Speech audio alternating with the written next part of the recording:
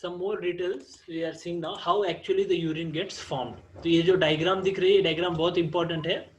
इस डायग्राम में एक नेफ्रॉन, ठीक है, एक नेफ्रॉन है और उस नेफ्रॉन में कौन से जगह पे क्या क्या रिलीज हो रहा है, क्या क्या रीएब्सॉर्ब हो रहा है, वो हमें यहाँ दिखता है. माइक ऑफ करो पूजा खरमाड़े, माइक ऑफ करो. हाँ, सो यहाँ पे हमें क्या दिख रहा है कि यहाँ पे दिख रहा है कि अलग अलग जगह से अलग अलग चीजें बाहर जा रही है. रीएब्सॉर्प्शन, तो रीएब्सॉर्प्शन इज, अपनी स्टोरी से कंपेयर किया तो क्या है, भिखारी से आप फिर से पैसा मांग रहे हो, है ना, वो हो गया reabsorption. So 180 liters of glomerular filtrate is produced daily. 180 liter produce होता है, but 99% of this is reabsorbed by the renal tubule. So normally normal volume of urine released is 1.5 liter. तो ये बहुत इंपॉर्टेंट चीज है. 180 लीटर फिल्टर होता है. कहाँ से फिल्टर होता है? ग्लोमेरुलर. यस, ग्लोमेरुलर फिल्टर, यानी ये फिल्टर होता है उस ग्लोमेरुलस में से जाता है नीचे, ठीक है, यहाँ से इस जगह पे. मैं कलर चेंज करके बताता हूँ आपको, ये भी बदल. हाँ, यहाँ से सी दिस प्लेस, यहाँ से फिल्टर होके इधर जाता है, यहाँ आगे जा रहा है. तो कितना जा रहा है? इट इज 180 लीटर से एक दिन में. बट 99% क्या होता है, देखो यहाँ से ऐसा करके यहाँ तक आ रहा है, ठीक है, इतने में क्या होता है, बहुत जगह से बाहर आ जाता है, ठीक है, बाहर आ जाता है, बहुत सारी चीजें बाहर निकल जाती है.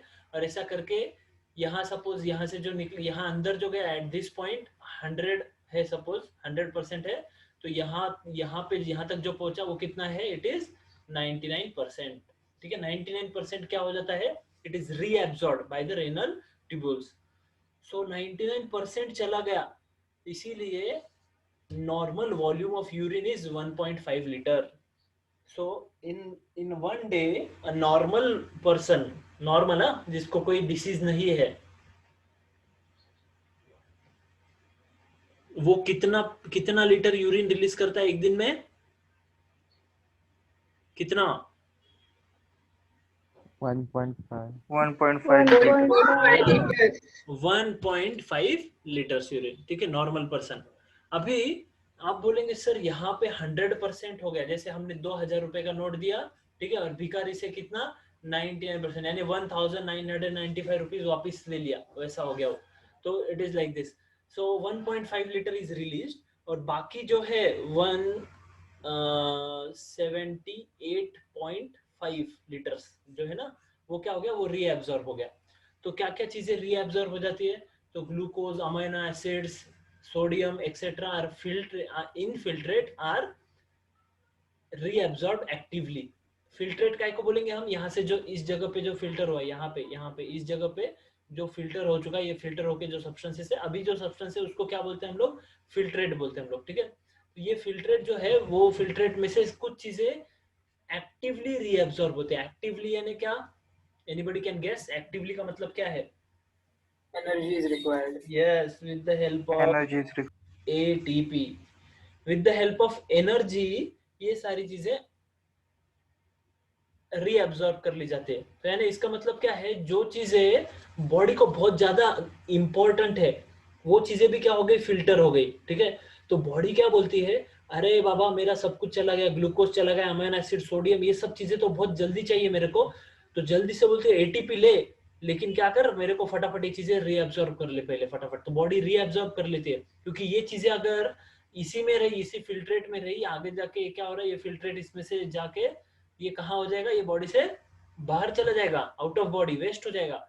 तो हम क्या करते हैं, इतना खाना खाते हैं दिन भर, ठीक है, so much food we eat, उसको डाइजेस्ट करते हैं, डाइजेस्ट करने के बाद हमें ग्लूकोज मिलता है, अमीनो एसिड मिलते हैं, और हम अगर ये सबको यूरिन में बहा देते, if you are releasing all this things into urine, then what is the use of all eating and doing all this things? समझा क्या मैं क्या पॉइंट बोल रहा हूँ? Yes sir. Yes, sir. So that thing is, that's why filtrate is actually reabsorbed actively, ठीक है.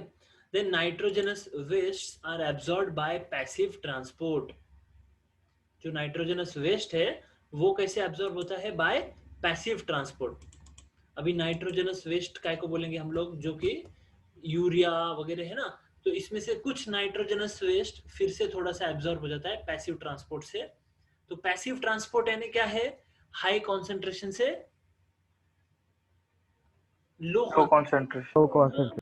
इसको बोलते हैं पैसिव ट्रांसपोर्ट। पैसिव ट्रांसपोर्ट यानी क्या, हाँ देना है तो दे दे, है तो दे, नहीं है तो मत दे, ऐसा है पैसिव ट्रांसपोर्ट। पैसिव ट्रांसपोर्ट में कैसा है, अगर एक ब्लड वेसल है, एक वेसल है और दूसरी वेसल है, इसके पास ज्यादा है इसके पास कम है, तो ज्यादा से कम की तरफ वो ट्रैवल करता है, इसको बोलेंगे पैसिव ट्रांसपोर्ट।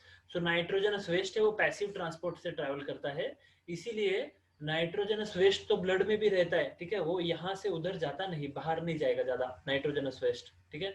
सो वो एक्टिवली रीअब्सॉर्ब नहीं किया उसको, इसलिए वो बाहर नहीं जाएगा, वो अंदर रहेगा। देन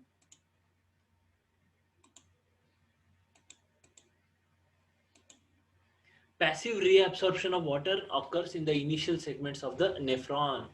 क्या हो रहा है, पैसिव रीअब्सॉर्प्शन ऑफ वाटर, क्योंकि वाटर बॉडी में कम रहा, अगर आप पानी पी रहे, पानी नहीं पिया आपने दिन में, कम पानी पिया, तो आपका यूरिन में पानी कम होता है या ज्यादा रिलीज होता है?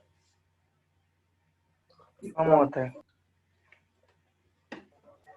यस, अगर सपोज आपने एक पूरा दिन में सिर्फ 1 लीटर पानी पिया, ओनली 1 लीटर, ठीक है, 1 लीटर पानी पिया है और आपने 2 लीटर यूरिन रिलीज कर दिया, तो बॉडी में क्या हो गया, बॉडी को पानी किधर रहा बॉडी के लिए फिर अभी 2 लीटर यानी पिछला 1 लीटर रहेगा, है ना, नहीं तो बोलेंगे सर 1 लीटर आया 2 लीटर कैसे लिखते हैं, यहाँ मैथ्स नहीं बोल रहा हूँ, मैथ्स का नहीं, बायो का क्लास है, फिर भी हम बोलेंगे ठीक है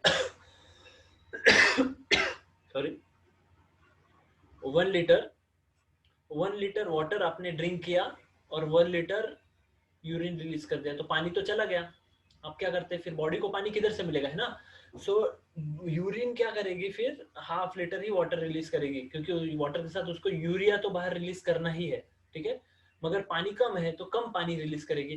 तो वैसे आप देखेंगे कि हमारा जो यूरिन है, यूरिन का कलर कभी कभी एकदम डार्क येलो रहता है, तो कभी कभी ट्रांसपेरेंट भी रहता है वाटर जैसे।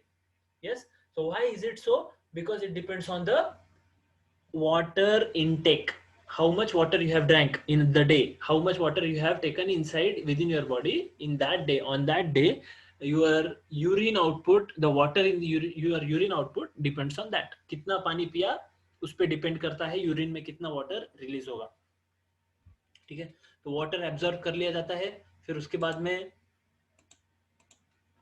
PCT reabsorbs most of the nutrients and 70 to 80% of electrolytes and water। यहाँ पे क्या हो गया देखो, अभी दिस क्वेश्चन वाज, ये पूछा हुआ क्वेश्चन है नीट में, ये जो यहाँ से अभी रिलीज हो गया, ठीक है, यहाँ से रिलीज हो गया, फिल्ट्रेट आ गया इधर, अब ये फिल्ट्रेट में सबसे पहले यहाँ से रिटर्न बॉडी ले लेती है, पहले इंस्टॉलमेंट में बहुत सारा ले लेती है, जैसे आपने सपोज वो भिखारी को दिया पैसा, ठीक है, 2000 रुपए दे दिया आपने, 2000 रुपीज दे दिया, ठीक है, अभी 2000 दे दिया, वो भिखारी बोला मेरे पास चिल्लर नहीं है वापिस देने को आपको, आप बोले मुझे 1995 रुपीज दे दो, तो वो क्या बोला, ठीक है 500 के 3 नोट है, पहले वो दे दूं क्या, तो आप क्या बोलेंगे, पहले वो बोला अगर 500 रुपए के 3 नोट है, पहले वो दे दूं या पूरा चिल्लर साथ में दूं, आप क्या बोलेंगे,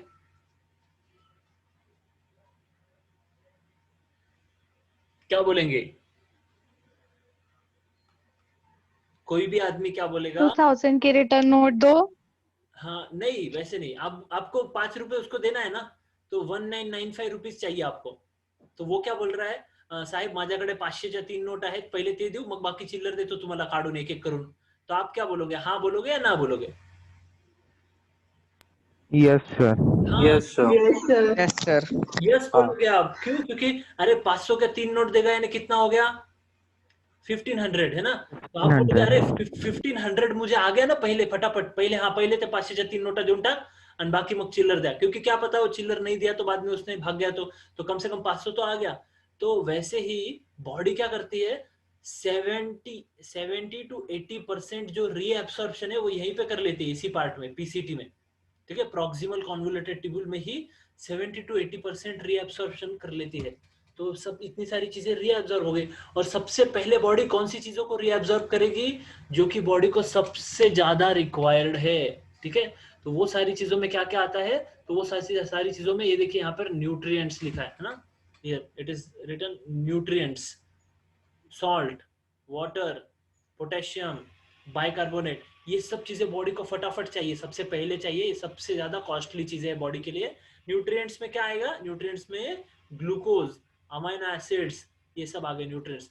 तो बॉडी इनको फटाफट एब्जॉर्ब कर लेती है, सबसे पहले ग्लूकोज को एब्जॉर्ब करती है। बॉडी को सबसे ज्यादा प्रिय क्या है, ग्लूकोज है, ठीक है, क्योंकि ग्लूकोज से एनर्जी निकलता है, एनर्जी मिलता है। तो बॉडी सबसे पहले ये सारी चीजों को एब्जॉर्ब कर लेती है, 70 to 80% चीजें उनको एब्जॉर्ब कर लेगी, ठीक है। अभी इलेक्ट्रोलाइट्स में क्या आता है, इलेक्ट्रोलाइट्स में सोडियम, पोटेशियम, ये सब आयंस आते हैं, ठीक है, ये सबको भी रीअब्सॉर्ब कर लिया। अभी next thing is simple cuboidal brush border epithelium of PCT increases surface area for reabsorption. जो पीसीटी है, प्रॉक्सिमल कॉन्वोल्यूटेड ट्यूब्यूल, ठीक है, इस पीसीटी में एक ब्रश बॉर्डर्ड एपिथेलियम होता है, ठीक है, पीसीटी के अंदर। तो ये पीसीटी है, सपोज हमने उसको देखा पीसीटी है, तो पीसीटी में क्या होता है, यहाँ पे जो एपिथेलियम होता है इसमें ऐसे सीलिया जैसे होते हैं, ब्रश बॉर्डर एपिथेलियम बोलते हैं इनको, ठीक है, ऐसे ऐसे ब्रश बॉर्डर एपिथेलियम है। तो इसकी वजह से क्या होता है, सरफेस एरिया फॉर रीअब्सॉर्प्शन बढ़ गया, रीअब्सॉर्प्शन का सरफेस एरिया बढ़ गया। तो यहाँ पे जो फ्लूइड है, यहाँ पे जो फ्लूइड है, ये फ्लूइड के को बहुत सारा ऑप्शन मिल गया इधर रीअब्सॉर्प्शन होने के लिए, सरफेस बहुत ज्यादा मिल गया।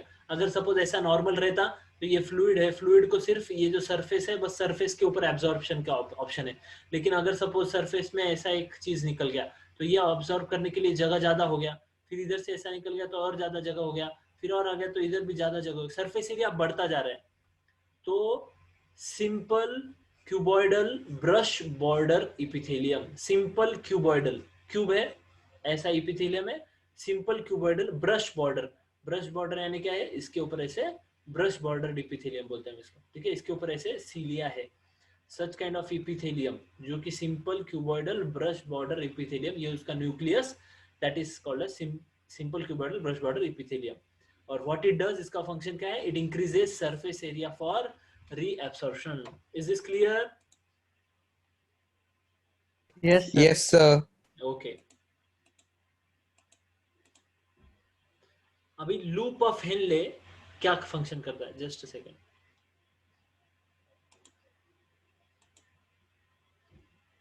जस्ट अ सेकेंड, बंद हो गया हो।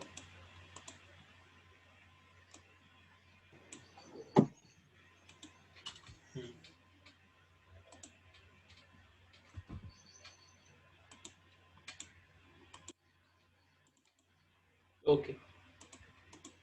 So in loop of Henle, minimum reabsorption takes place, क्योंकि 70 to 80% कहाँ हो गया, reabsorption किधर हो गया, बोलो। PCT. PCT. पीसीटी में हो गया, प्रॉक्सिमल कॉन्वोल्यूटेड ट्यूबुल में 70 से लेके तो 80% तक हो गया रीअब्सॉर्प्शन। अभी लूप ऑफ हेनले के लिए बहुत कम बचा, तो लूप ऑफ हेनले क्या करता है, वहां पे बहुत कम रीअब्सॉर्प्शन होता है, मिनिमम रीअब्सॉर्प्शन। तो आप यहाँ पे देख रहे हैं, ये देखिए, ये जो एरो दिख रहा है बाहर जाते वक्त ऐसा, ये एरो जो दिख रहा है, ये एरो है ना, ये एरो, यहाँ पे बहुत कम रीअब्सॉर्प्शन होता है। और काय का हो रहा है, हमें दिख रहा है दो चीजों का हो रहा है, एक तो वाटर का होता है और एक NaCl का, ठीक है, NaCl इज सॉल्ट, है ना। तो ये दोनों का reabsorption, and it maintains high osmolarity of medullary interstitial fluid, ठीक है। अब ये क्या करता है, it maintains high osmolarity of medullary interstitial fluid. Osmolarity क्या है वो बता दो आपको, ठीक है। ये है फ्लूइड है आपके बॉडी में, ये फ्लूइड है, और उस फ्लूइड के अंदर जो सब्सटेंस है, ठीक है, आयंस है, वो आयंस का कॉन्सेंट्रेशन, उसको हम बोलेंगे ऑस्मोलैरिटी, ठीक है। आयंस का कॉन्सेंट्रेशन ज्यादा, यानी आयंस ज्यादा, सपोज इसमें और ज्यादा आयंस ऐड कर दिए हमने, तो इसका ऑस्मोलैरिटी क्या हो गया,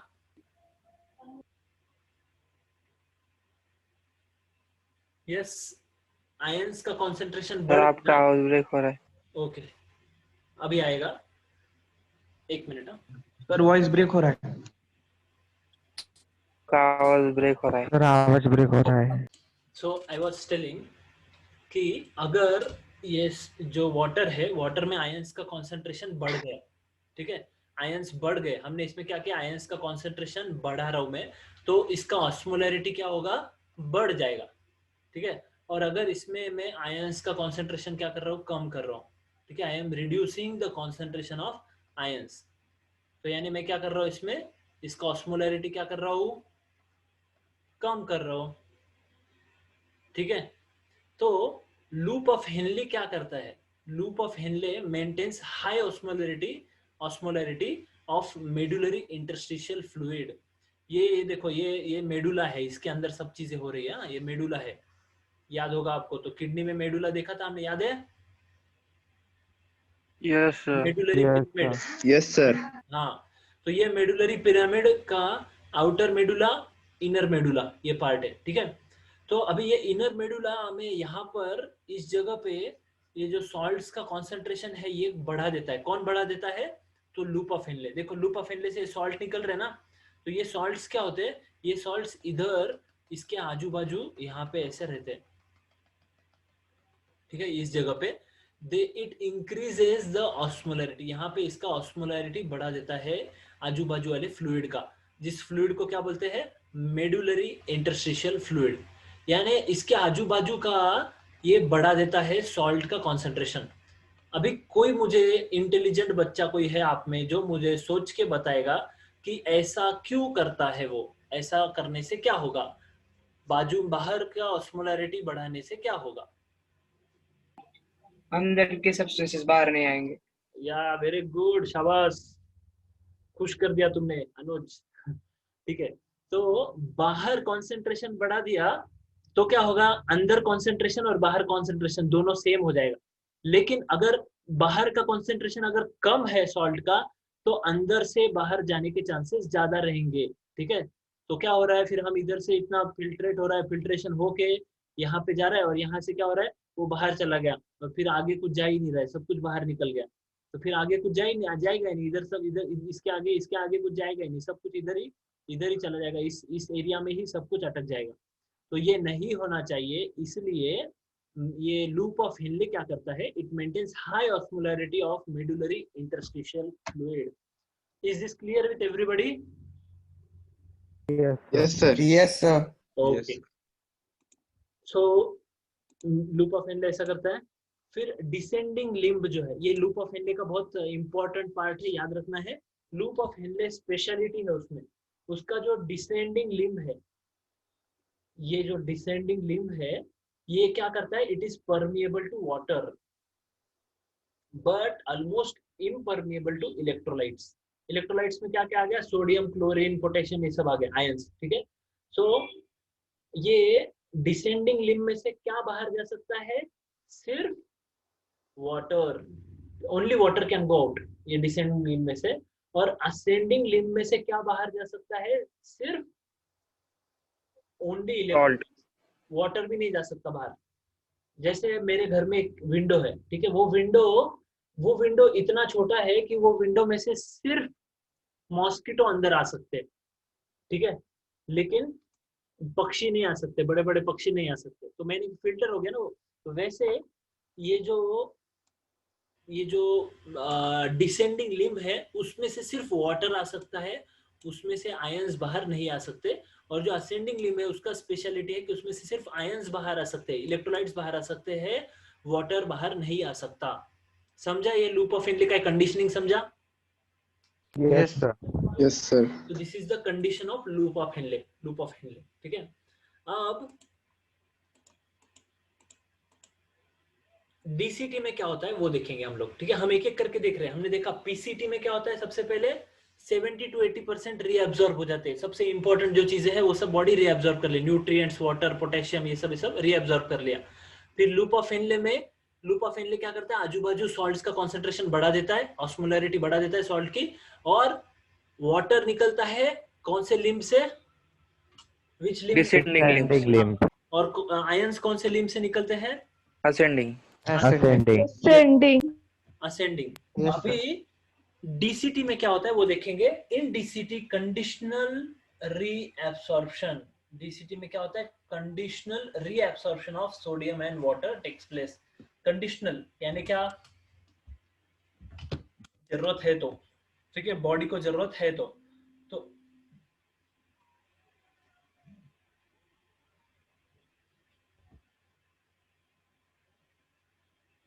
बॉडी को जरूरत है तो